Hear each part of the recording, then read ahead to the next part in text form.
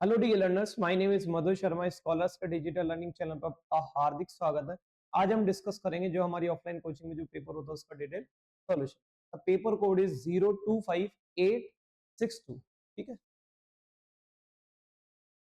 Select the option that will improve. First question है sentence improvement का। To be ready for a conflict is one of the most effectual mean of preserving harmony. अब देखते हैं इस question को। देखो, ये वाला अंडरलाइन पार्ट है, ये वाला अंडरलाइन पार्ट है। ठीक है, अब इसमें क्या एरर है वो देखना है। अब मैं इसको तोड़े अपन थोड़ा बहुत सेंटेंस को। देखो, मैंने आपको बताया था ऑफ प्रेपोजिशन होती है। ऑफ जो प्रेपोजिशन होती है टोटल या पार्ट को रिलेट करती है। किस किस को रिलेट करती है? ऑफ जो प्रेपोजिशन होती है वो रिलेट करती है पार्ट और टोटल को। जो इससे बाद यूज करते हैं वो होता है टोटल। क्या होता है? टोटल। और इससे पहले जो यूज करते हैं वो क्या होता है? पार्ट। क्या होता है वो? पार्ट। तो टोटल हमेशा क्या होना चाहिए? प्लूरल। टोटल हमेशा क्या होना चाहिए? प्लूरल। क्लियर? पार्ट कुछ भी हो सकता है, तो टोटल होगा जो वो हमेशा क्या होगा? प्लूरल। तो ऑफ है तो ये जो वन है ये तो क्या हो गया? पार्ट। ये क्या हो गया? पार्ट। और टोटल कौन सा? इसमें नाउन क्या है? मीन। तो ये क्या होना चाहिए था? टोटल। जबकि ये किसमें दे रखा है? सिंगुलर। होना किसमें चाहिए? प्लूरल। तो ये वाला तो ऑप्शन होगा नहीं, नो इंप्रूवमेंट गलत हो गया। ठीक है ना? सिंगुलर कहाँ का है? यहाँ पे भी मीन दे रखा है, ये भी सिंगुलर है, ये भी नहीं होगा, प्लूरल चाहिए। अब बचा कौन सा? ए और सी। अब देखो, यहाँ प्रिजर्विंग हार्मनी, हार्मनी पे पोजीशन बना रहा है, तो ये डिटैचमेंट वाली प्रेपोजिशन तो आएगी नहीं, ये ए भी कट गया। तो कौन सा ऑप्शन बचा? तो to be ready for a conflict is one of the most effectual means of preserving harmony. Clear? तो यहाँ पे आंसर कौन सा होगा अपना? सी वाला। Next, select the most appropriate meaning of the given idiom. Given idiom उसका क्या फाइंड करना अपना को? मीनिंग फाइंड करना है। Put the pedal to the metal. Put the pedal, pedal देना किस पे? मेटल पे। मेटल पे क्या देना? पेडल देना। मतलब क्या करना? जैसे आप मान लो किसी चीज, आप साइकिल है, साइकिल पे पेडल दे रहे हो, तो साइकिल की जो वेलोसिटी होगी, जो स्पीड होगी, वो क्या होगी? बढ़ेगी। ठीक है ना? किसी भी चीज की स्पीड क्या होना? बढ़ना। अवॉइड रिस्पॉन्सिबिलिटी बाय, अवॉइड करने की तो बात ही नहीं हो रही, स्पीड वगैरह बढ़ेगी। To go full speed, to go full speed. Answer क्या होगा? To go full speed specially while driving a vehicle. जब आप कोई व्हीकल चला रहे हो तो आप क्या कर रहे हो? तेज चल रहे हो। ठीक है ना? नेक्स्ट, जब अपन साइकिल में पेडल देते हैं तो उसकी स्पीड बढ़ती है। क्लियर? उसी बेस पे था। Choose the word that is opposite. क्या फाइंड करना है अपने को? अपोजिट। क्या फाइंड करना है? अपोजिट। अब कंटेम्प्ट, कंटेम्प्ट का मतलब क्या होता है? कंटेम्प्ट का मतलब होता है किसी को नीचा दिखाना। क्या करना? नीचा दिखाना। अब ऑप्शन देखो, डिसडेन। डिसडेन इसका क्या है? सिनोनिम। डिसडेन क्या है इसका? सिनोनिम। अपने को फाइंड करना है एंटोनिम। अपोजिट। ऑब्रोब्रियम, ये भी इसका क्या है? सिनोनिम। ओडियम भी इसका क्या है? सिनोनिम। तो ये तीनों तो इसके क्या है? सिनोनिम। अब बचा कौन सा? कमेंडेशन। कमेंडेशन का मतलब क्या होता है? किसी की तारीफ करना। कंटेम्प्ट का मतलब क्या होता है? नीचा दिखाना, डिसरिस्पेक्ट करना। क्या करना? डिसरिस्पेक्ट करना। क्या करना? डिसरिस्पेक्ट करना, डिफेस करना, डिफेम करना। ठीक है ना? क्या करना? डिफेम करना, डिफेस करना, किसी को नीचा दिखाना, इस टाइप से। और आंसर क्या होगा अपना? कमेंडेशन। क्या होगा? Commendation. Next, select the option that will improve the bracket part. किसका क्वेश्चन है? सेंटेंस इंप्रूवमेंट का। किसका क्वेश्चन है? फिर से सेंटेंस इंप्रूवमेंट का। There is even a picture. अब देखो, आर्टिकल ए दे रखा है, यहाँ आर्टिकल ए है तो यहाँ सिंगुलर ही आएगा। प्लूरल देखो, प्लूरल कहाँ दे रखा है? यहाँ प्लूरल देखा दे रखा है, आर्टिकल ए के साथ प्लूरल आता नहीं है, ये ऑप्शन तो कट गया। Clear? Picture by which a which is riding a broomstick on the side of a police car. There is even a picture, there is even a picture by which, तो ये by which, a which is riding, a which is riding a broomstick on the side of a police car। तो no improvement भी नहीं आएगा। अभी समझाता हूँ no improvement भी नहीं आएगा। फिर picture that of a witch riding, that of a witch riding, तो विच ये रिलेटिव प्रोनाउन, इससे पहले आर्टिकल तो आएगा ही नहीं, ये वाला ऑप्शन भी कट गया। बच्चा कौन सा? डी। बच्चा कौन सा? D. Picture of a witch riding, picture of a witch riding. अब ये बाय विच, देखो बाय विच लिखने की जरूरत ही नहीं है जबरदस्ती। ठीक है? क्यों? क्योंकि अगर अपनों को यहाँ पे पोजीशन बनाना है, और पोजीशन बनाने के लिए अपन क्या यूज करेंगे? Of preposition. सेकंड चीज, भाई बाय विच लिखूंगा तो ये बाय इसका ऑब्जेक्ट होगा, लेकिन बाय को जबरदस्ती रिलेट करने के लिए बाय यूज करने की जरूरत ही नहीं। जब बाय यूज करने की जरूरत नहीं है तो विच भी जरूरत नहीं है, तो इसलिए बाय विच नहीं आएगा, और उसकी जगह क्या आएगा? ऑफ। क्योंकि ऑफ वाला जो मीनिंग होगा वो प्रॉपर सीधा कन्वे करेगा। There is even a picture of a witch riding, ठीक है ना, यहाँ एक पिक्चर है, कौन सी पिक्चर है, ऑफ अ विच राइडिंग, जिसमें एक चुड़ैल है वो क्या कर रही है, राइड कर रही है। इस टाइप से क्या नजर है। नेक्स्ट,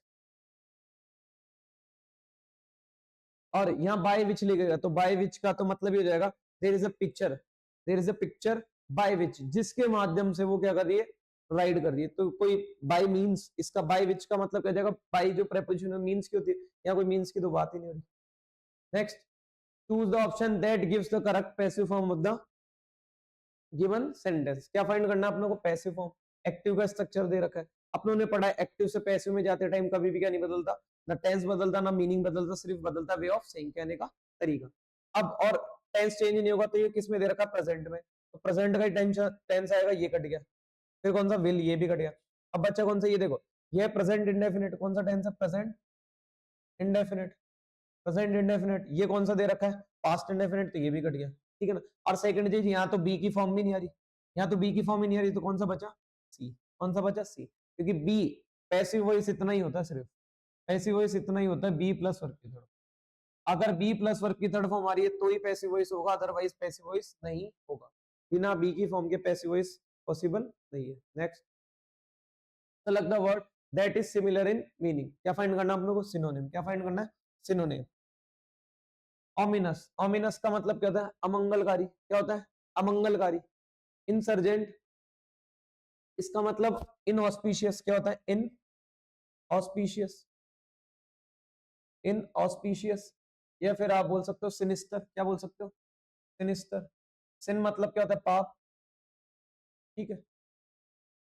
एक ओप्रोबियम ऐसे कुछ, ऑक्यूलिस्ट, वो भी होता है एक वर्ड, का मतलब भी इससे रिलेटेड होता है। तो इंसर्जेंट, इंसर्जेंट का मतलब क्या होता है, रिबेल, क्या, विद्रोही, क्या, रिबेल, विद्रोही। जैसे इसको याद करने की ट्रिक थी, इंसर से, इंसर से सब क्या रहते हैं, इंसर्जेंट रहते हैं, मतलब रिबेलियस, रिबेट नहीं, रिबेल, रिबेल, विद्रोह में रहते हैं। निलिस्टिक, निलिस्टिक मतलब क्या होता है, जो सारे रिलीजियस को क्या कर दिया, त्याग दिया, क्या कर दिया, त्याग दिया। तो जिसको बोलते हैं शून्यवादी। डेजर्ट, डेजर्ट ऑल रिलीजियस, और रिलीजन, जो सारे रिलीजन को क्या कर दियो, त्याग दियो, उसको बोलते हैं बेलफुल। अब ऑस्पिशियस, ऑस्पिशियस तो इसका क्या होगा, अपोजिट। क्या होगा, ये तो इसका क्या होगा, अपोजिट। ये क्या होगा, इसका अपोजिट। जबकि अपनों को क्या फाइंड करना है, सिनोनिम, सिमिलर। क्या फाइंड करना है, सिलो, तो सिमिलर कौन है, बेलफुल। कौन होगा, baleful. Clear. Next, four jumbled parts of a sentence. किसका क्वेश्चन है, जम्बल्ड का, पढ़ते हैं। द फेडरल गवर्नमेंट, जो फेडरल गवर्नमेंट है, dash, federal government currently provides disaster relief for direct impact but limited or no assistance for the indirect effects। अब देखो, जो इम्पैक्ट है उसके बाद ऑफ आएगा, ठीक है ना, क्योंकि इम्पैक्ट के बाद सीधा बट तो आएगा नहीं। इम्पैक्ट एक्सपीरियंस, तो ये तो कंफर्म है, पी के बाद क्या नहीं आ सकता, ना तो क्यू आ सकता ना एस आ सकता। तो पी के बाद, पी के बाद जहां जहां पी के बाद एस और क्यू दे, एस और क्या दे रखा है, क्यू दे रखा है, वो कट जाएंगे। पी के बाद एस यहाँ दे रखा है तो ये ऑप्शन कट गया। पी के बाद एस कहाँ दे रखा है, यहाँ दे रखा है, तो ये भी कट गया, ठीक है। अब पी के बाद क्यू कहीं दे रखा है क्या, पी के बाद क्यू कहीं दे रखा है, यहाँ दे रखा है, तो ये भी कट गया। कौन सा ऑप्शन, पूरा पढ़ने की जरूरत ही नहीं थी, ठीक है, ये तो ऑप्शन से कट गया। फिर अब देखो, अब इसका मीनिंग कन्वे करते हैं। फेडरल गवर्नमेंट, जो फेडरल गवर्नमेंट है करंटली प्रोवाइड्स, करंटली वो प्रोवाइड करती है डिसास्टर रिलीफ, डिसास्टर रिलीफ के लिए for direct impact of volcanic eruptions and other natural disaster. अगर वॉल्केनिक का मतलब क्या होता है, ज्वालामुखी, ज्वालामुखी संबंधित जो डिस्ट्रॉय होता है, जो नुकसान होता है वो, और अदर नेचुरल डिसास्टर, और अगर कोई नेचुरल डिसास्टर, कोई आपदा आती है तो उसके लिए जो फेडरल गवर्नमेंट है वो क्या करती है, प्रोवाइड करती है, क्या प्रोवाइड करती है, डिसास्टर रिलीफ। जो तबाही हुई है, जो उनका नुकसान हुआ है, जो भी कुछ आपदा से कुछ भी वो पीड़ित हुए, उनको क्या करती है, वो रिलीफ प्रदान करती है। कैसे, कैसे रिलीफ प्रदान, मतलब किनको प्रदान करती है, फॉर डायरेक्ट इंपैक्ट, जिन पे उनका सीधा इफेक्ट पड़ा हो, जिन पे डिसास्टर या वॉल्केनिक इरप्शंस और नेचुरल डिसास्टर का सीधा इंपैक्ट पड़ा है, उनको फेडरल जो गवर्नमेंट है वो क्या करती है, डिसास्टर रिलीफ प्रदान करती है। फिर बट लिमिटेड और no assistance for the indirect effects experienced from long periods of volcanic unrest. अब जो ज्वालामुखी से लंबे समय से जो एक्सपीरियंस कर रहे हैं उनको, जो पीड़ित है, लेकिन वो कैसे इनडायरेक्ट, उन पे कैसा इफेक्ट है, इनडायरेक्ट इफेक्ट हुआ है, मतलब सीधा उन पे क्या नहीं हुआ, इफेक्ट नहीं हुआ। वो मतलब डायरेक्ट तरीके से क्या नहीं है, उनसे पीड़ित नहीं है, मतलब डायरेक्ट इम्पैक्ट नहीं पड़ा। इनडायरेक्ट इफेक्ट जिन पे पड़ा है उनको क्या नहीं करती गवर्नमेंट, प्रोवाइड नहीं करती। क्या चीज, डिसास्टर रिलीफ, ये कहना चाह रहे हैं।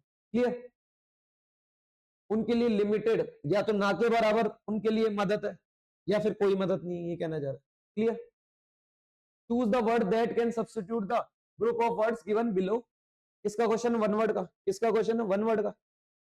someone who is inexperienced, क्या, someone who is inexperienced in a particular field or activity।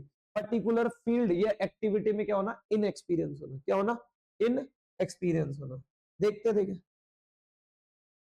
Samaritan, Samaritan का मतलब क्या था, समरिटन का मतलब था चैरिटेबल पर्सन, चैरिटेबल पर्सन, जो क्या हो, चैरिटेबल पर्सन, मतलब जो चैरिटी वगैरह करता हो। जेनरस पर्सन, जेनरस भी बोल सकते हो, जेनरस, क्या करना, जेनरस, दयालु टाइप का पर्सन। ठीक है, इगोइस्ट, इगोइस्ट का मतलब क्या है, कंसाइटेड, क्या, कंसाइटेड, घमंडी टाइप का बंदा, कंसाइटेड, कंसाइटेड पर्सन। क्लियर, घमंडी टाइप का। सेल्फ सेंटर्ड भी बोल सकते हो, self centred, self centred. Novice, novice का मतलब क्या होता है, न्यू, क्या होता है, न्यू, न्यू मतलब नया। इनएक्सपीरियंस्ड क्या होता है, इन एक्सपीरियंस। और यहाँ अपनों को जो दिया हुआ है वो भी क्या है, इनएक्सपीरियंस। कौन, इनएक्सपीरियंस, तो इसका मीनिंग क्या होगा, नोविस, क्या होगा, नोविस। इसका एक एक फ्रेज बता रहा हूँ आपको, ग्रीन हॉर्न, क्या होता है, ग्रीन हॉर्न, ग्रीन, तो ग्रीन हॉर्न फ्रेज है, उसका मतलब क्या होता है, जो पर्सन क्या हो, इनएक्सपीरियंस हो, क्या हो, इनएक्सपीरियंस। स्कॉलरली, स्कॉलरली का मतलब क्या होता है, स्कॉलरली का मतलब होता है इरोडाइट, क्या, इरोडाइट मतलब विद्वान टाइप का, रूडाइट। जैसा अपनी कोचिंग है उसका नाम स्कॉलर्स है, ठीक है ना, स्कॉलर्स क्यों है, इसका मतलब होता है पंडित, मतलब विद्वान वगैरह, ठीक है ना, जिसको मतलब बढ़िया अच्छी खासी नॉलेज टाइप के, intellectual. Wise person, choose the word that is opposite, इसमें आंसर अपनों ने नोविस कर ही दिया था। Choose the word that is opposite, क्या फाइंड करना है अपनों को इसमें, अपोजिट, क्या फाइंड करना है, अपोजिट। वर्ड क्या दे रखा है, क्यूपिडिटी, क्या दे रखा है, क्यूपिडिटी। अब क्यूपिडिटी का मतलब क्या होता है, क्यूपिडिटी का मतलब होता है ग्रीड, मतलब लालची टाइप का। तो हेट्रेड, हेट्रेड का मतलब तो सबको पता है, नफरत करना, अभूर करना, ठीक है, ये तो होगा नहीं। अब ये ग्रीड, ग्रीड और एवराइस, ये तो इसके दोनों क्या है, सिनोनिम, क्या इसके दोनों सिनोनिम, ये दोनों तो इसके क्या है, सिनोनिम। अपने को क्या फाइंड करना है, अपोजिट, अपोजिट बचा कौन सा, जेनरोसिटी। अभी लिखवाया था जेनरोसिटी मतलब क्या होता है, दयालुता, क्या होता है, दयालुता, जो मतलब दयालु टाइप का हो, जिसमें कोई ग्रीड नहीं हो, जिसमें कोई लालच नहीं हो, इस टाइप के पर्सन को क्या बोलते हैं अपन, जेनरल, जेनरोसिटी, क्या बोलते हैं, जेनर। ये नाउन था इसलिए इसका नाउन हुआ। अगर ये क्यूपीडीएस होता है या कुछ भी होता मतलब एडजेक्टिव होता तो यहाँ जेनरस हो जाता। क्लियर, जेनरस पर्सन वो होता है जो क्या हो, उदार हो, काइंड टाइप का पर्सन, बिनाइन, बिनाइन का person. Next, select the most appropriate option to replace, क्या करना है अपनों को, सेंटेंस इंप्रूवमेंट का क्वेश्चन है। You need to make sure, you need to make sure, तो you need to make sure, तुम्हें जरूरत है श्योर करने की, क्या श्योर करने की, कि nobody gets hurt in your watch, कोई भी तुम्हारी वॉच में क्या नहीं होगा, हर्ट नहीं होगा। कहने का मतलब ये है किसी भी हर्ट नहीं किया जाएगा। अब इन your watch, in your watch करके कोई फ्रेज नहीं होती, इन योर वॉच करके कोई फ्रेज नहीं होती, तो ये नो, ये वाला तो गलत हो गया, नो इम्प्रूवमेंट, या एरर की जगह कर लेना नो इम्प्रूवमेंट, एन आई लिख देता हूँ मैं शॉर्ट में, नो इम्प्रूवमेंट, ठीक है ना। तो ये तो होगा नहीं। ओवर योर वॉच, ये भी कोई फ्रेज नहीं होती। इनटू योर वॉच, ये भी नहीं होती, क्या होगी, बी। ऑन योर वॉच, अब ऑन योर वॉच का मतलब क्या था, ऑन योर वॉच एक फ्रेज है, इसका मतलब होता है ऑथोरिटी, ऑथोरिटी, ऑथोरिटी, ऑथोरिटी का मतलब होता है जो पावर में हो, किसमें हो, जो पावर, अथॉरिटी या रिस्पॉन्सिबिलिटी, अथॉरिटी या रिस्पॉन्सिबिलिटी,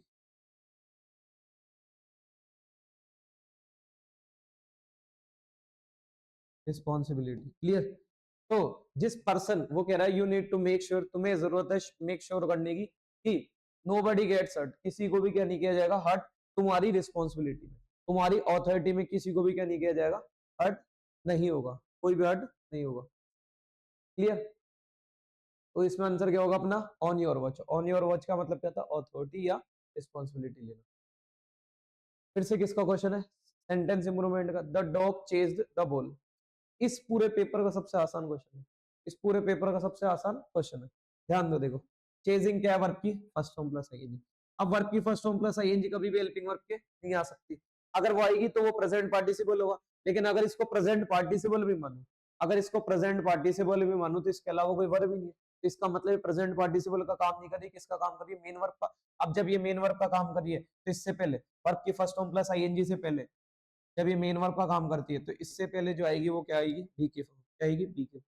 यहाँ तो कोई फॉर्म ही नहीं दे रखी, हेल्पिंग वर्ब भी नहीं है, बिना हेल्पिंग वर्ब के तो आ नहीं सकती, पॉसिबल नहीं। अब बच्चा कौन सा, हैज चेजिंग, कौन सा, हैज चेजिंग। अब हैज क्या है, हैज हैव के बाद या तो कोई वर्ब नहीं आएगी, ये जब मेन वर्ब होंगे। अगर इनके बाद कोई वर्ब लिखोगे तो वर्ब के फर्स्ट फॉर्म प्लस आईएनजी तो होगी नहीं, क्या आएगी, हैज हैव के बाद वर्ब की कौन सी फॉर्म आती है, हैज, हैव और हैड। इनके बाद अगर कोई वर्ब आएगी, अगर इनके बाद कोई वर्ब लिखनी है तो वर्ब की कौन सी फॉर्म आएगी, थर्ड। कौन सी फॉर्म आएगी, थर्ड फॉर्म। यहाँ कौन सी दे रखी है, आईएनजी, तो ये भी कट गया। फिर चेस, अब डॉग क्या है, सिंगुलर, डॉग क्या है, सिंगुलर। सिंगुलर है तो यहाँ चेस की जगह क्या होना चाहिए था, चेजेस, वो भी नहीं दे रखा, तो फिर ऑप्शन कौन सा सही होगा, B, B will be correct. अगर कोई अपनी जो कोचिंग है उसकी अगर 7 दिन की क्लास भी ले रखा है, मतलब जो बेसिक्स की क्लास होती है, प्रोनाउन स्टार्ट करने से पहले 8-10 दिन की जो क्लास होती है, अगर वो क्लास ले रखा है तो वो बच्चा भी इसको इजीली कर देता। Next, select the wrongly spelled word. क्या फाइंड करना आप लोगों को, wrongly spelled word. Artifact, artifact का मतलब है, अब देखो artifact, wrongly spelled word find करना है तो आर्टिफैक्ट ही गलत है, इसमें ए नहीं आता। आर्टिफैक्ट में क्या नहीं आता, ए नहीं आता, आर्टिफैक्ट में ए नहीं आता। तो अपना जो रॉन्गली स्पेल्ड वर्ड है वो कौन सा, ये, इसका मतलब होता है कलाकृति, आर्ट से रिलेटेड, ठीक है ना। आर्ट से रिलेटेड जो होता है उसको क्या बोलते हैं, कलाकृति या फिर आकृति, जो भी उससे रिलेटेड। आर्डुअस का मतलब क्या होता है, आर्डुअस का मतलब होता है जो बहुत टॉयलसम टाइप का पर्सन, जो बहुत मेहनत करता है, या मेहनती व्यक्ति, ऐसा व्यक्ति, मेहनती व्यक्ति, हार्ड वर्कर भी बोल सकते हो। एरोगेट, एरोगेट और आर्टिकुलेट। अब एरोगेट का मतलब और आर्टिकुलेट, आर्टिकुलेट का देखो, आर्टिकुलेट का मतलब क्या था, आर्टिकुलेट हो, स्पष्ट बोलो, आर्टिकुलेट हो, स्पष्ट बोलो। तो टू से क्लियरली मतलब इलोक्वेंट भी बोल सकते हो, जो बोलने करने में क्या हो, एक्सपर्ट हो, क्या हो, एक्सपर्ट हो, क्लियरली बोलता हो, सीधा बोलता हो, उस टाइप के पर्सन को क्या बोलते हैं, इलोक्वेंट। क्या बोलते हैं, इलोक्वेंट। अब एरोगेट का मतलब क्या था, एरोगेट का मतलब था take seize, take over, take over या सीज, टेक ओवर या सीज, टेक ओवर या सीज, जब्त कर, किसी को जब्त कर लेना, इस टाइप से होता है, घेर लेना, जब्त कर लेना, arrogate. Clear? Next, identify the segment in the following sentence which contains a grammatical error. कौन से, जो जिसमें ग्रामेटिकल एरर है वो पार्ट क्या करना है आप लोगों को, चूज करना है। नेक्स्ट, अब देखते हैं, द क्रेडिट फॉर ऑर्गेनाइजिंग। अब इस सेंटेंस को देखो, the credit for organizing the successful event was, यहाँ पे स्पेस तक है, typing error, was given to both Neha and me. अब देखो, जो बच्चा मेरे से पढ़ा हुआ है, जो बच्चा अगर 7 दिन में मेरे से मतलब जो वही बेसिक्स की क्लास पढ़ा है, अगर उसके बाद सबसे आसान क्वेश्चन है तो वो यही वाला है। देखो इसको तोड़ते सेंटेंस, द क्या है, आर्टिकल, क्रेडिट क्या है, नाउन, उसमें क्या है, सब्जेक्ट। क्लियर? ऑफ के, फॉर क्या है, प्रेपोजिशन। और ये जो ऑर्गेनाइजिंग है, इस प्रेपोजिशन का क्या है, ऑब्जेक्ट। प्रेपोजिशन का क्या है, ऑब्जेक्ट। और ये क्या है, वर्ब की first form plus ING. Verb की फर्स्ट फॉर्म प्लस आईएनजी में क्या है, जिरंड, नाउन। क्लियर? क्लियर हो गया? वर्ब की फर्स्ट फॉर्म प्लस आईएनजी दो काम, वो 3 काम करती है, वर्ब, नाउन और एडजेक्टिव। जब नाउन का काम करती है तब इसको क्या बोलते हैं अपन, जिरंड। अब नाउन इंग्लिश में 2 काम करता है, सब्जेक्ट है ऑब्जेक्ट, तो इस वर्ब का क्या बनेगा, ऑब्जेक्ट। अब मैंने आपको बताया था, ये भले जिरंड जिरंड हो या पार्टिसिपल हो, ये खुद के क्या रख सकते हैं, सब्जेक्ट या ऑब्जेक्ट। तो इसका जो ऑब्जेक्ट है वो कौन है, इवेंट। कौन है, इस वर्ब का ऑब्जेक्ट, क्योंकि वर्ब वाला एट्रीब्यूट तो होता ही है ना इसमें। भले ये ऑब्जेक्ट का काम कर रहा हो लेकिन वर्ब वाला तो एट्रीब्यूट है ना, क्योंकि वर्ब से ही तो बनी है फॉर्म। तो ये ऑब्जेक्ट हो गया, ये सक्सेसफुल, इस ऑब्जेक्ट को मतलब ये नाउन है, इसको क्वालिफाई कर रहा है तो ये क्या हो गया, एडजेक्ट, एडजेक्टिव। और ये क्या है, आर्टिकल, ये क्या है, आर्टिकल। अब वॉज क्या है, बी की फॉर्म, गिवन क्या है, वर्ब की थर्ड फॉर्म, टू क्या है, टू अपना क्या है, प्रेपोजिशन। प्रेपोजिशन के बाद अपन जो लिखते हैं वो क्या होता है, ऑब्जेक्ट। तो नेहा इसका क्या है ऑब्जेक्ट। अब नेहा और आई, अब ये कौन सा कंजक्शन है, कोऑर्डिनेट कंजक्शन। कोऑर्डिनेट कंजक्शन में अपनों ने पढ़ा था एंड से पहले। अगर मान लो एंड से पहले इधर एडवर्ब लिख रखा आपने, तो याद रखना एंड के बाद भी एडवर्ब भी आएगा। क्लियर, जब तक कोई दूसरा सेंटेंस नहीं लिख रहे तो ठीक है। अगर एंड से पहले आपने, अगर एंड से पहले आपने एडजेक्टिव लिख दिया, क्या लिख दिया एडजेक्टिव, तो एंड के बाद भी क्या होगा एडजेक्टिव ही होगा। अगर एंड से पहले आपने सब्जेक्ट लिख दिया, क्या लिख दिया सब्जेक्ट, तो एंड के बाद भी क्या आएगा सब्जेक्ट। अगर एंड से पहले आपने ऑब्जेक्ट लिख दिया, क्योंकि ये कोऑर्डिनेट कंजक्शन होता है, सेम रैंक के स्ट्रक्चर्स को जोड़ता है। अगर एंड से पहले आपने ऑब्जेक्ट लिख दिया, तो एंड के बाद भी क्या होगा ऑब्जेक्ट। अब कहीं के ये भी बोल सकते हैं, बोले सर ऐसा भी तो हो सकता है कि ये नेहा यहाँ पे सब्जेक्ट हो, ठीक है ना, और ये आई, इसका आई भी क्या हो सब्जेक्ट हो, तो भाई इसकी वर्ब का है, इसका मतलब ये सब्जेक्ट नहीं है, ये प्रेपोजिशन के क्या ऑब्जेक्ट, ये भी ऑब्जेक्ट है पीओ, तो ये भी क्या होना चाहिए था प्रेपोजिशन का ऑब्जेक्ट, पीओ मतलब प्रेपोजिशन का ऑब्जेक्ट। यहाँ पे आई की जगह क्या होना चाहिए मी, क्योंकि आई तो क्या होता है सब्जेक्टिव केस होता है, अपनों क्या चाहिए ऑब्जेक्टिव केस टू प्रेपोजिशन का, तो क्या हो जाएगा मी। और बोथ रहा, बोथ क्या है एडजेक्टिव, एडजेक्टिव भी बोल सकते हो, डिटर्मिनर भी बोल सकते हो, कुछ भी बोल सकते हो। क्लियर, तो अपना आंसर कौन सा होगा आई की जगह क्या होगा मी, इस आई की जगह क्या होगा me, A part contains an error. Clear, next select the wrongly spelled word, क्या फाइंड करना अपनों को रॉन्गली स्पेल्ड वर्ड, रेवरी। अब देखो रेवरी, रेवरी का मतलब क्या होता है अफेक्टेशन, एस्थेटिक वेलोसिटी। पहली बात अपनों को रॉन्गली स्पेल्ड वर्ड फाइंड करना है, रॉन्गली स्पेल्ड वर्ड है वो क्या है अपना, रॉन्गली स्पेल्ड वर्ड क्या है वेलोसिटी, क्या है वेलोसिटी। तो वेलोसिटी में यहाँ पे क्या आएगा ई आएगा, वेलोसिटी में यहाँ पे क्या आएगा ई आएगा, यहाँ क्या आएगा ई आएगा। अब वेलोसिटी का मतलब क्या होता है स्पीड, वेग, क्या होता है स्पीड, हिंदी में बोले तो वेग, क्या होता है वेग। Aesthetic concern, concern with beauty, इससे रिलेटेड, ब्यूटी से रिलेटेड, इससे रिलेटेड, ब्यूटी से रिलेटेड। फिर अफेक्टेशन, अफेक्टेशन का मतलब होता है प्रिटेंस, दिखावा करना, क्या करना दिखावा, क्या करना दिखावा,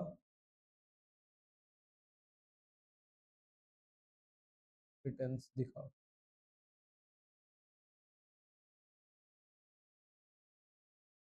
अब एक और एक एक ये दो होते हैं, एक होता है रिवरे, इसका मतलब होता है डिसरिस्पेक्ट, क्या करना, इसका मतलब सॉरी रिस्पेक्ट होता है, इसका मतलब क्या होता है रिस्पेक्ट, इसका मतलब क्या होता है रिस्पेक्ट। क्लियर, और ये वाला रिवरे अलग है, इसका नेगेटिव मीनिंग होता है। Clear, next select the most appropriate option to replace the underline segment in the given sentence to correct it। किसका क्वेश्चन है सेंटेंस इंप्रूवमेंट का, किसका क्वेश्चन है सेंटेंस इंप्रूवमेंट का। Add more flour if the dough is too stickiest. अब देखो अपनों ने पढ़ा था, अब कोई लिखना चाहो तो लिख लेना, वैसे ये सारी चीजें नोट्स में लिखवा रखी है, जैसे एज, सो, एडजेक्टिव में पढ़ा था as, so, very, too, enough. इन सब के साथ, इन सब के साथ अपन कौन सी डिग्री यूज करते हैं पॉजिटिव, पॉजिटिव डिग्री की क्या यूज करता है एडजेक्टिव, पॉजिटिव डिग्री के क्या यूज करता है एडजेक्टिव। भाई मच या फिर जो फार होता है उसके बाद जो अपन एडजेक्टिव यूज करते हैं वो कौन सा एडजेक्टिव होते हैं कंपैरेटिव डिग्री, कंपैरेटिव डिग्री के एडजेक्टिव्स। क्लियर, और एक होता है बाय फार, क्या होता है एक बाय फार, उस बाय फार के साथ अपन जो यूज करते हैं वो कौन सा होता है सुपरलेटिव, कौन से सुपरलेटिव डिग्री। अब इनको याद करने का ट्रिक भी बता देता हूँ। अक्सर जो बच्चा कंफ्यूज होता है, अक्सर जो बच्चा कंफ्यूज होता है वो किस में होता है बाय फार और फार में।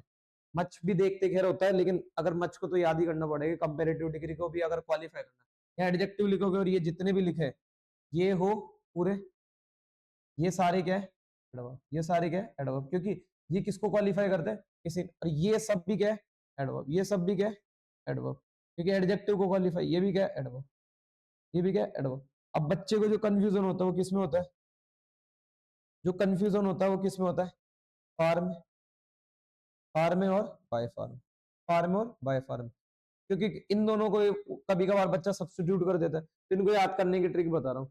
जैसे सुपरलेटिव डिग्री होती है, तो किसी की सुपर, जो आप सुपर क्वालिटी बताओगे, तो सुपर क्वालिटी एक शब्द में होगी या दो शब्द में होगी? दो शब्द में होगी। तो जिसमें दो शब्द हो, फार वाले केस में जिसमें दो शब्द हो, तो याद रखना वो फिर क्या होगा? सुपरलेटिव डिग्री है। वो क्या होगा? सुपरलेटिव डिग्री वाला होगा। क्लियर? अब देखते क्वेश्चन, एड मोर। अब देखो, तो यहाँ दे रखा टू, तो टू कैसी डिग्री है? टू के बाद जो आप लिखोगे वो कैसा एडजेक्टिव होगा? पॉजिटिव। ये कौन सा दे रखा है? ईएसटी। ईएसटी या फिर मोस्ट किस में आते हैं? सुपरलेटिव। सुपरलेटिव तो आता नहीं है, तो नो इंप्रूवमेंट तो होगा नहीं। मच, मच के बाद कौन सी डिग्री लिखते हो आप? कंपेरेटिव।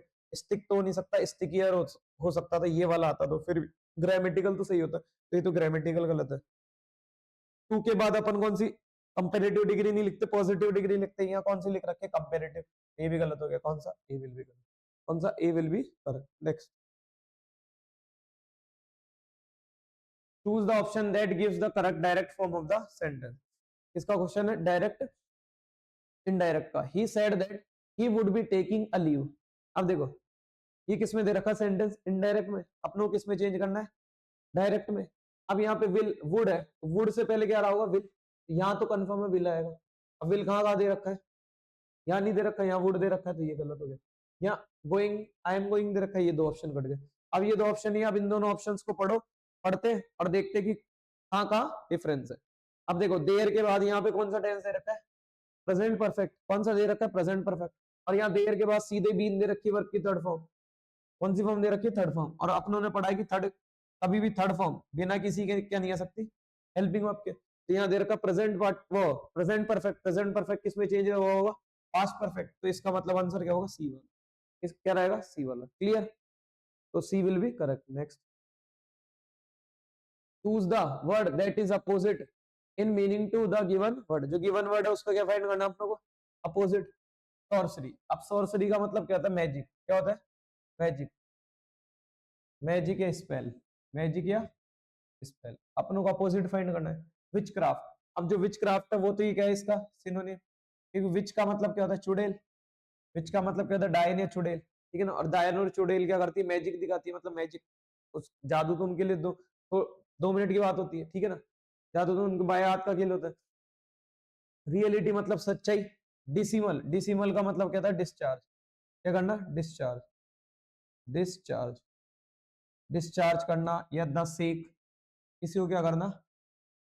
जॉब से निकाल देना, मतलब डिस्चार्ज, मुक्त कर देना। तो डिसिमल का मतलब ये होता है ब्लैक मैजिक। ब्लैक मैजिक तो सेम है, मैजिक, कोई मतलब जादू टोना। ये दोनों तो क्या है? सिनोनिम है। तो ये दोनों ऑप्शन तो कट गए, क्योंकि अपोजिट फाइंड करना है। डिसिमल मतलब डिस्चार्ज होता है, तो ये रियलिटी का मतलब वास्तविकता। और जो जादू अगर होता है, ये क्या होता है? रियलिटी थोड़ी होती है, ये क्या होते हैं? सिर्फ वो होती है, क्या बोलते हैं उसको? मैजिक वगैरह। मैजिक वगैरह जादू होता नहीं है, फैंटेसी होती है सिर्फ। क्लियर? नेक्स्ट, अब एक वर्ड लिखवाया था मैं आपको इधर, एक सेकंड, अभी मैं, ये रिवर है। इसका मैंने आपको बोला था कि नेगेटिव वर्ड होता है। क्या होता है? Negative word. ठीक है ना? अब इन दोनों में डिफरेंस भी बता देता हूँ एक बार। जैसे ये रिवर है, ये वाला जो इधर लिख के बता देता हूँ। ये जो रिवर है, इस रिवर का मतलब क्या होता है?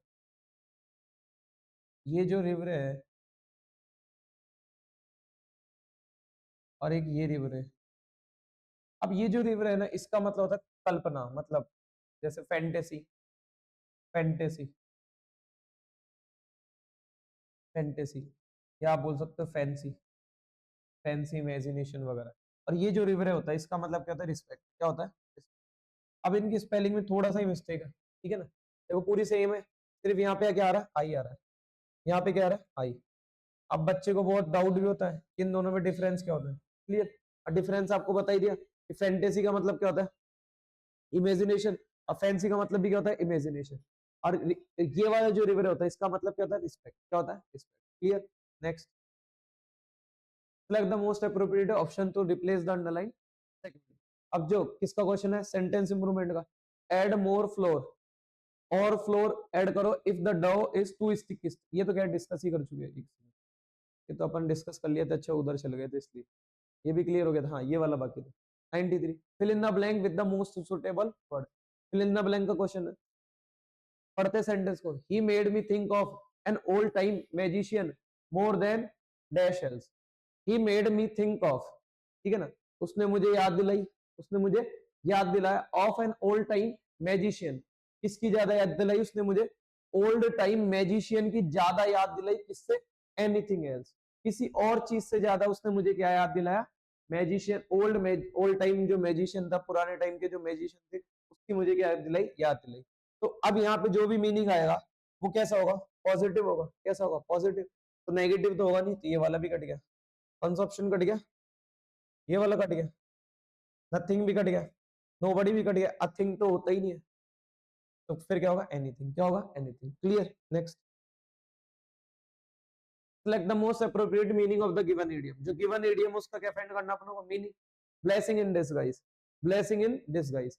ब्लेसिंग का मतलब सबको पता है। ब्लेसिंग का मतलब आपके लिए कुछ अच्छा, शुभ मंगल कामना करना, अच्छी मंगल कामना करना। डिसगाइज का मतलब क्या होता है? डिसगाइज का मतलब होता है मतलब कुछ छिपाना। डिसगाइज का मतलब भेष बदलना। क्या बदलना? भेष बदलना। अब मान लो आप कोई भेष बदल के आ गया, मतलब बहरूपिया टाइप का, अब आप उससे डर रहे हो, आप उससे क्या कर रहे हो? डर रहे हो, और आप उसको क्या मान रहे हो कि भाई ये तो बहुत गंदा आदमी है, और बाद में स्टार्टिंग में तो आपको क्या लगा? वो चीज खराब लगी, और बाद में वही आपके लिए क्या हो गई? अच्छी हो गई। वही आपके लिए क्या हो जाए? अच्छी हो जाए। तो अब मान लो कोई, जैसे मान लो कोई बच्चे जैसे आते कहीं की डरावना फेस बना के, ठीक है ना, इसका इस बेस बदल के, जिनको बहरूपिया बोलते हैं, बच्चे उनसे डर जाते हैं, लेकिन वो रियल में थोड़ी गंदे इंसान होते हैं। कई बार होता है कि वो बच्चों को टॉफी दे जाते हैं, तो बच्चों ने क्या समझा? उसको खराब आदमी समझा, बैड समझा, लेकिन उनके लिए क्या निकला? अच्छा आदमी निकला, क्योंकि उनको टॉफी दे गया। ऐसा समझे इस टाइप से। तो ये तो काफी ऑफलाइन में पढ़ाया भी है। तो देखो इस सेंटेंस को वो ऑप्शन से देखते हैं। Something that happens very rarely, जो कभी कभार होता है, तो ये तो होगा नहीं आंसर, जो कभी कभार होता है। फिर something bad that turns out to be good. Something bad कुछ खराब होना, that turns out to be good. पहले कुछ क्या करना? समथिंग बैड, पहले कुछ बैड दिखना, उसके बाद कैसा हो जाना? अच्छा हो जाना, उसके बाद कैसा दिखाई पड़ना? अच्छा हो जाना। क्लियर? तो बी वाला, B will be correct. Next, given below are four jumbled sentence. Jumble का क्वेश्चन है, देखते। Fasting also leads to a feeling of rejuvenation and. अब रिजुवेनेशन का मतलब क्या था? रिजुवेनेशन का मतलब होता है न्यू एनर्जी। क्या? New energy, new energy and extended life expectancy. A study was performed on the earthworm that showed the अब देखो फर्स्ट जो है, ये तो सब में क्या दे रखा है? पी से स्टार्ट है, तो ये तो कंफर्म हो गया। जो अपना इंट्रोडक्शन पार्ट है वो क्या होगा? पी। जो अपना इंट्रोडक्शन पार्ट होगा वो क्या होगा? पी। पी से स्टार्ट है। फास्टिंग ऑल्सो लीड्स, अब वो बोल रहा है जो व्रत है वो also leads to a feeling of rejuvenation. व्रत करने से कैसी फीलिंग होती है? वो कैसी फीलिंग होती है? नई एनर्जी जैसी फीलिंग होती है, एक नई एनर्जी जैसी फीलिंग होती है। एंड एक्सटेंडेड लाइफ एक्सपेक्टेंसी, और जो लाइफ को जीने का जो है, उसको जीने की जो एक्सपेक्टेशन है उसको भी क्या कर देता हूँ? बढ़ा देता है। क्या कर देता है? बड़ा कर देता है। क्या कौन बढ़ा देता है? फास्ट करना। अब देखो, जो फास्ट करना अपने होता भी है, ठीक है ना, कल्चर में, लगभग सबके कल्चर में ये फास्ट करना होता है, ठीक है। तो फास्ट करने से, फास्ट करने के क्या बता रहा है? ये अच्छे एडवांटेज बता रहा है कि फास्ट करने से क्या होता है। खैर वो सारी चीजें लॉजिकल है ही। तो फास्ट करने से क्या होता है? एक जो न्यू फीलिंग है, एक अच्छी फीलिंग है, न्यू एनर्जी है, उसका क्या होता है? फील होता है। और दैट एक्सटेंडेड, और ये एक्सटेंड कर देता है किसको? लाइफ की एक्सपेक्टेंसी को। इसकी लाइफ की एक्सपेक्ट, लाइफ की एक्सपेक्टेंसी का मतलब है कि आपके साथ इन फ्यूचर कुछ अच्छा होगा, प्लीजेंट होना, उसके लिए आप क्या कर रहे हो? एक्सपेक्ट कर रहे हो। उसको भी क्या कर देता है? बढ़ा देता है। फिर next, a study was perform, एक स्टडी परफॉर्म की गई ऑन अर्थवर्म्स, इन पर? केचुओं पर। केचुओं पर एक स्टडी की गई, दैट शोड, जिसने शो किया, क्या शो किया? The extension of life thanks to fasting. जिसने शो किया कि जो लाइफ है वो क्या होती है? एक्सटेंड होती है किससे? फास्ट करने से। क्लियर? और उसने उसका क्या करा है? आभार व्यक्त किया। The experiment was perform. अब एक चीज समझो, सबसे पहले एक्सपेरिमेंट हुआ, ये पूरा जो था वो एक्सपेरिमेंट था। अब एक्सपेरिमेंट है तो पहली बार जिक्र हुआ तो आर्टिकल ए है, जब सेकंड बार जिक्र हुआ तो दाया, ठीक है ना। तो द एक्सपेरिमेंट वाज परफॉर्म, जो एक्सपेरिमेंट परफॉर्म किया गया, तो क्यू के बाद आर का पेयर बनेगा। क्यू के बाद किसका पेयर बनेगा? आर का। तो देखो क्यू के बाद आर का पेयर है क्या? ये तो आर और क्यू का है, तो ये तो गलत है। यहाँ भी क्यू के बाद आर का पेयर नहीं है, यहाँ भी आर और क्यू, तो ये भी नहीं है। यहाँ पे भी क्यू और आर, लेकिन बीच में ऐसा आ रहा है, तो ये भी गलत है। तो option D will be correct, option D will be correct. फिर भी और पढ़ लेते, अगर मान लो यहाँ पे क्यू के बाद आर आ रहा है, बस बीच में ऐसा आ रहा है, फिर भी और पढ़ लेते। द एक्सपेरिमेंट, एक स्टडी की गई अर्थवर्म से, वो तो बता ही दिया था। द एक्सपेरिमेंट वाज परफॉर्म, जो एक्सपेरिमेंट परफॉर्म किया गया वो कब किया गया? इन 1930 में क्या किया गया? एक्सपेरिमेंट किया बाय आइसोलेटिंग वन वर्म। कैसे कैसे एक्सपेरिमेंट किया गया? आइसोलेट किया गया किसको? एक वर्म को, एक केचुए को, and putting it on a cycle of fasting and feeding. अब उसको किस में रखा गया? एक साइकिल में रखा गया। एक क्या रखा? साइकिल में रखा गया। कैसी साइकिल? एक साइकिल तो एक साइकिल कौन सी थी? फास्टिंग वाली, जिसमें भूखा रहना था, और एक कौन कैसी थी? फीडिंग, जिसमें बहुत सारा खाना था। उन दोनों साइकिल में रख के क्या किया गया? एक्सपेरिमेंट किया गया। और उसके बाद जो कंक्लूजन है वो क्या था? एस वाला, द आइसोलेटेड वर्म, जो आइसोलेटेड, अब देखो परफॉर्म किया गया, अब आइसोलेटिंग का जिक्र हुआ, आइसोलेट करने के बाद ये हुआ, ठीक है ना? आइसोलेटेड वर्म, कैसे वर्म? आइसोलेटेड, तो आइसोलेट तो यहाँ किया गया, उसके बाद जिक्र हुआ, तो आर और एस का पेयर, तो दो पेयर बन रहे थे इसमें, क्यू और आर का, और आर और एस का, क्यू और आर और एस का, ठीक है ना? तो ये देखो क्यू आर आर एस यही दे रखा है, क्लियर? क्यू और आर और एस, तो अपना कौन सा ऑप्शन सही होगा? D will be. The isolated worm greatly outlived the other worms. अब उस एक्सपेरिमेंट के बाद क्या हुआ? जो आइसोलेटेड वर्म थे, greatly outlived the other worms, जो दूसरे वर्म्स थे उनसे ज्यादा आउटलिव्ड का मतलब तो लिव लॉन्ग, क्या? लिव लॉन्ग, वो ज्यादा। कौन ज्यादा जिए? जो कैसे थे? जिन्होंने फास्ट किया था, क्लियर? जो भूखे रहे थे।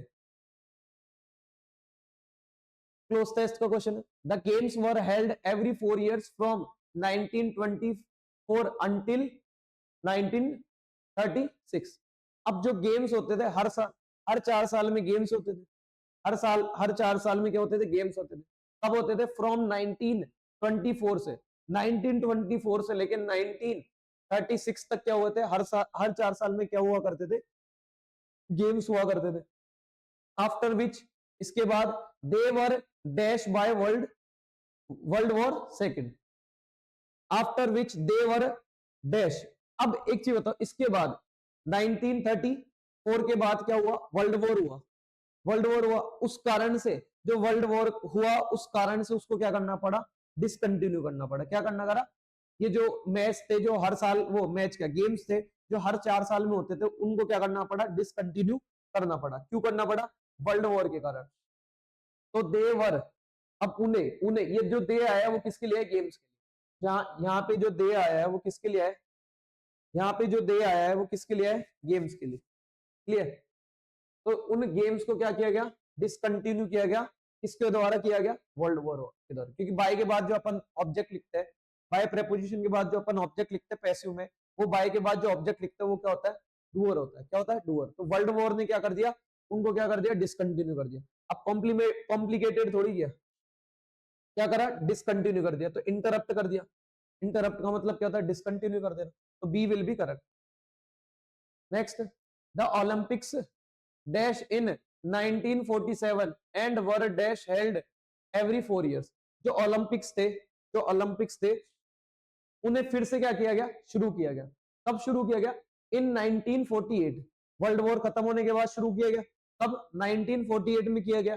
And were dash held every 4 years, और वो क्या होने लग गए? हर 4 साल में फिर से क्या होने लग गए? शुरू होने लग गए। ये कहना चाह रहा है। तो ओलंपिक फिर से क्या हुए? शुरू हुए। ओलंपिक को ट्रांसफर थोड़ी किया, नहीं। कंफर्म नहीं किया गया। अकस्टम्ड का मतलब क्या होना? आदि होना होता है। ये तो पॉसिबल ही नहीं। क्या करा? रिज्यूम मतलब रीस्टार्ट करना। क्या करना? रीस्टार्ट। तो ओलंपिक्स थे, जो ये गेम्स थे, उनको फिर से क्या किया गया? शुरू किया गया। कब किया गया? 1948 में। और वर अगेन हेल्ड एवरी 4 years, और उसके बाद फिर से हर 4 साल क्या होने लग गए? वो गेम्स होने लग गए।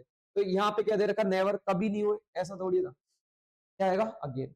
रीगेन का मतलब क्या होता है? फिर से गेन करना। लेकिन अगेन का मतलब क्या होता है? बार बार होना। तो हर 4 साल में वो क्या होने लगे? वो गेम्स फिर से शुरू हो गए। कब के बाद? इन 1948 के बाद, मतलब वर्ल्ड वॉर सेकेंड के बाद। अंटिल 1998 92 1992 तक the winter and the summer Olympic, जो विंटर और समर ओलंपिक गेम्स थे, यूज टू बी हेल्ड, वो होते थे, use to be held in the same year, वो सेम ईयर में होते थे। तो जो विंटर और जो समर ओलंपिक थे वो क्या होते थे? सेम ईयर में होते थे। कब तक होते थे?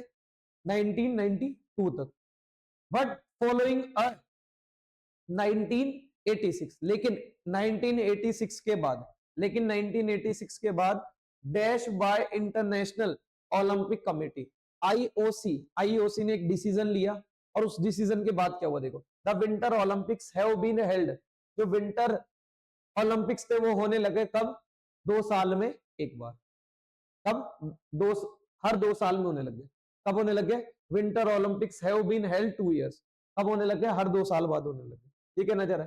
तो ये जो था, फिर 1987 के बाद, 1987 के बाद क्या लिया गया आईओसी के द्वारा, अब देखो यहाँ पे बाय और लिखा हुआ है, बाय, तो इसका मतलब ये डूअर है, डिसीजन लेने का, तो किसने डिसीजन लिया, आईओसी ने क्या लिया, डिसीजन लिया, क्या लिया, डिसीजन, तो अपना आंसर क्या होगा, डिसीजन।